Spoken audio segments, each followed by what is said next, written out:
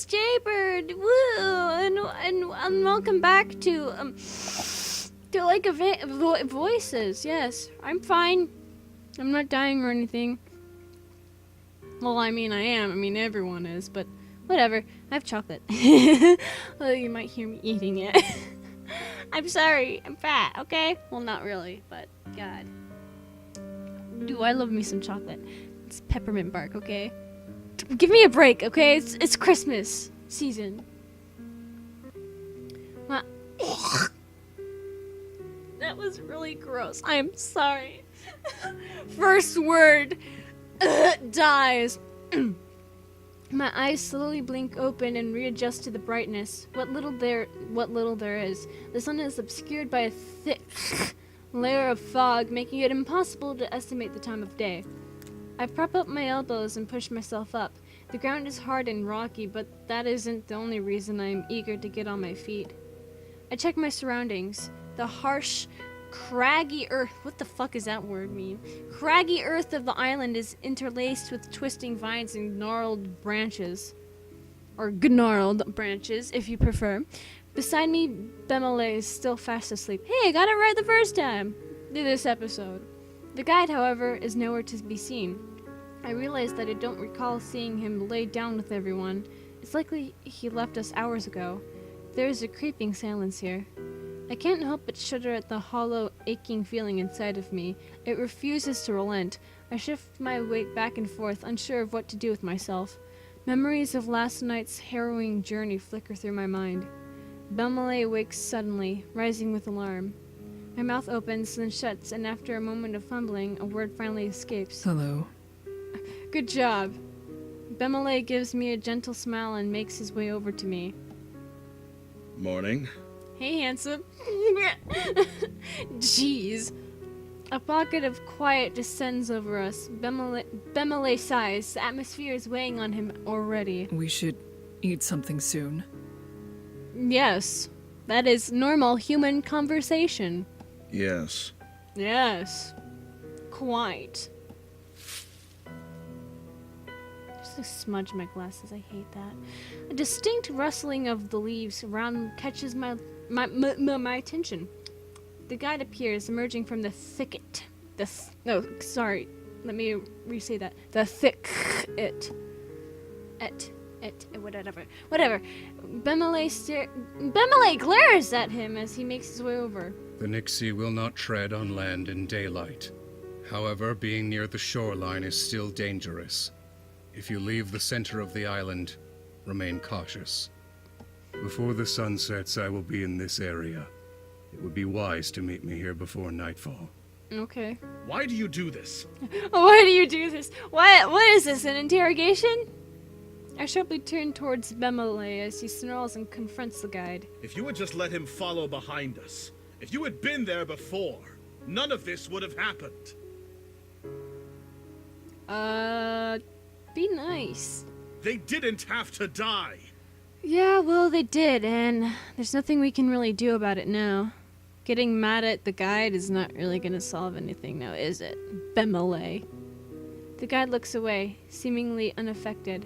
If all you're going to do is leave everyone to be lost, then why bother guiding us at all? Despite Bemele's severe words, the guide apparently considers his piece here finished.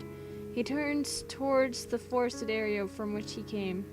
Wait, He's like, oh fuck, god damn it. Bemele calls out to the guide, reaching towards him. Before he can make contact, I quickly place a hand on his shoulder. He lowers his arm to his side, though. I can still feel wrath emanating from him. We stay this way until the guide disappears from view. Bemele begins to kick at the ground. Hey, be nice to the ground. The ground didn't do anything to you. Spraying tiny pieces of gravel about. Bemele, I know you're angry, but regardless of our feelings, we need the guide. If he leaves us, we'll all die. Yeah. and we've done so well with him. Pretty much, yeah. I mean, we could have all died. But you have preferred that? There's nothing we can do, dude. I give him a cold glance. We won't even know which bridge to take without the guide. Bemele knows that. This needs to stop. There are people counting on us to make it back. We can't afford to lose our way. The anger etched into his expression fades into sadness. I can't stay here right now.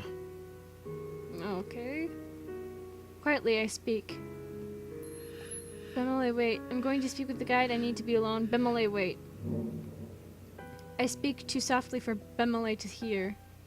Lingering for only a moment, I start following the trail Bemele took. It doesn't take him long to notice I'm there, and he slows his pace so I can easily catch up. We fall into step for a short while, neither of us speaking. Eventually, we come to a thick stand of trees and wordlessly weave our way through the branches. Once we're hidden by the foliage, Bemele leans against a tree trunk, head hung low. Negativity radiates off of him, but I don't know what I should say. Fortunately, he breaks the silence. I apologize for back there. It's okay. I nod firmly. His reply isn't unexpected. For as long as I have known Bemele, he has had a tendency to let his temper flare, then regret it later after processing his thoughts. I know that dealing with these sorts of situations calmly is part of the job, but I cannot tell myself everything is fine or that none of it matters. I know how you feel. Sure, I can feel something without it being anger, but I've not figured that out either. Yeah, anger is like, from what I've heard and experienced, anger is the easiest emotion to feel. But it's also the worst. Because you don't want to be angry the entire time, but because you don't know how else to feel, you just decide it's easier to feel angry, and then you let it eat inside of you if you're angry for too long. Rather than speak, I try to listen as supportively as I can while Bemele continues to argue with himself. He sighs while pensively rubbing the bridge of his nose. Am I simply being foolish? Would it really have been so harmful to try and help someone else instead of focusing solely on oneself? It looks to me like we're telling ourselves these lines to avoid responsibility.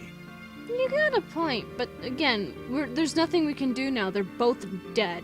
Or at least one of them is dead. I don't know. It's possible you helping would have worked better. It's also possible it would have been worse. Bemele stares across the empty waters of Sinlos. I want it to be clear that I have not forgotten that those people across this lake are depending upon us. Not for a moment. But would they want us to be so focused on them that we should turn a blind eye to others right in front of us? I don't know, man. I don't know how to answer these questions. Even if they would, does that matter? We are more than weapons. We are people. Do we have to cast that aside? Turn away from our fellow humans just to achieve a so-called greater good? I don't know. It is not as though this village is a haven of saints. They are only as worthwhile as we are and these people on the bridges with us, aren't they?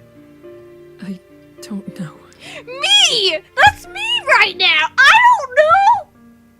Thank you, Kika. You understand me. You heard my cries of, I don't know! And you said that for me. Thank you. I can feel the weight of his words settle upon me. I have had similar thoughts and have questioned what the correct choice is, but unlike Bemele, I have always been silent. I clench my fists tight to try and stop from saying something rash. Bemele closes his eyes tight and rubs his face again. It is clear that this hasn't been enough to give him much peace. Eventually, his eyes reopen and look directly into mine. Ooh, damn! What do you think about all this, Kika? Please, be honest with me. I want to hear it. Fuck. Okay, hold that thought. Hold that thought. Suddenly my eyes are hot. My vision blurs suddenly from tears I desperately am trying to hold back. I really don't know. That is the truth. Oh. Okay, I guess I didn't have to save there then, huh? My words are soft. Whether he heard or not, the look on my face is enough to garner attention. His eyebrows shoot up in surprise. Ooh! Got some magic eyebrows there. He walks over to me slowly, concerned. Kika, What is troubling you? Okay, I'm gonna save here. Yes! Okay, maybe I have to answer for this one. I don't know. I don't have the answers to what you were wondering. Oh, never Who mind. are we meant to protect? Everyone we can? Whoever we're told to serve and no one else? Just ourselves? Should we only try to protect others when the risk is minimal? I have no idea what the right option is. Hey, that's me right now! Bemilay's confusion only mounts with my words. I am sorry for disappointing you. No! You haven't disappointed me in any way. I never should have expected someone else to give me answers to those kinds of questions. Yeah, exactly. It is only... I did not think that... He does not finish his thought, but I know what he meant to say. You did not think I was concerned with these issues? He smiles awkwardly over being caught. Woo! Yes. You never seemed to be bothered by anything we experienced before now. With his words, my carefully held resolve crumbles. In an instant, my cheeks are wet with hot fluid. Ew, gross. Cooling in the chill air as it slips down my face. I have always cared. I've always been afraid and confused, but I have kept up a... I stop and gasp for air. Fuck! Gasp for air! My throat almost as tight as when we were running on the bridges. a farce of strength in order to get by. Oh, look at you. You made me cry, Bemile. Are you happy now? I breathed deeply with relief, terrified and lightheaded from my confession. Bemile's voice is as delicate as flower petals. Ooh, that's a descriptor I've never heard before. That's nice. I had no idea. How could I not have noticed? Because you're an idiot! Because I did whatever I could to make sure no one did. I have never wished to appear weak in front of others. But the truth is, I barely get through each day. I often feel overwhelmed with sadness at all that we have experienced. Bemile gently places his hands on my shoulders as I try not to sob wildly. Wah! Kika, I truly apologize for all the thoughtless things I have said to you. No, it's fine. You're good. I shake my head, sniffling. There is no need for you to apologize. He smiles, the warmth almost enough to make me forget the damp. What damp? I beg to differ. I have failed to treat you right. Okay. You have always been respectful. A person needs more than respect from their comrades. They also need support. I have never given you that kind of consideration because I believed someone like you did not need it. Oh. The same could be said for me. Nonsense. You have listened to my rambling on more occasions than I can remember. Though I admit my memories may not be there due to being drunk many of those times. Okay. At least you remember being drunk. Bemile laughs at himself while glancing in my direction to encourage me to do the same. His comforting words make me smile, and I feel my tears finally cease to fall. Still, it is not necessary. Then I will continue to support you.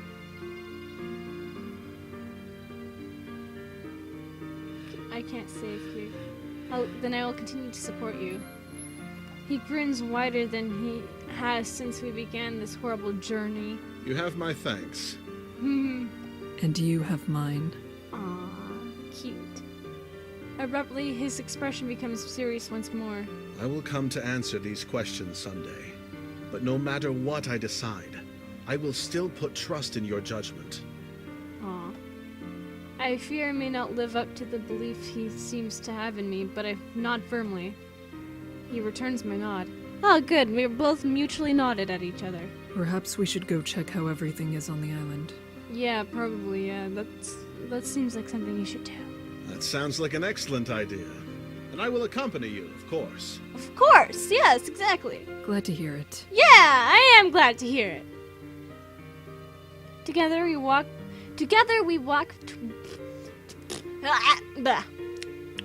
Okay, again.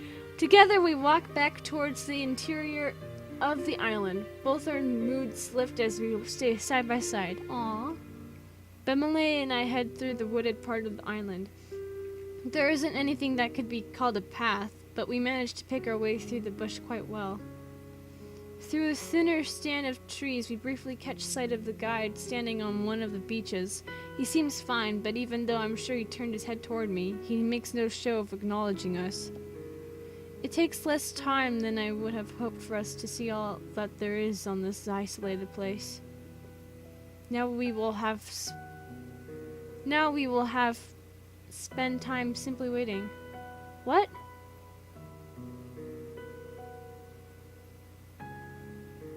What?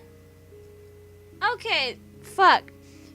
I'm assuming that's supposed to say, now we will have to spend time simply waiting. That sounds a lot better.